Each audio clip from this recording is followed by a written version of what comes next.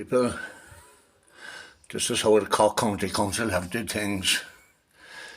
They took away the boiler out of the hot press and look at what they left behind. All these gas pipes.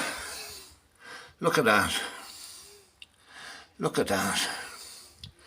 And the fire that is leaking, that is cracked, it's right here. It's right there.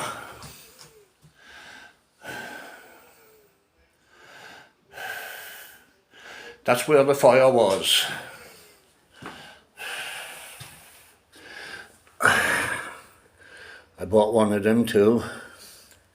It's still stinking from creosote and from soot. This is how dangerous it is. And just beyond this piece of plywood is the fire and the chimney.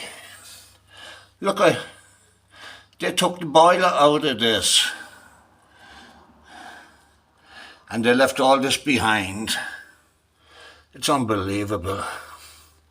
Where would you get it? Look at that, people.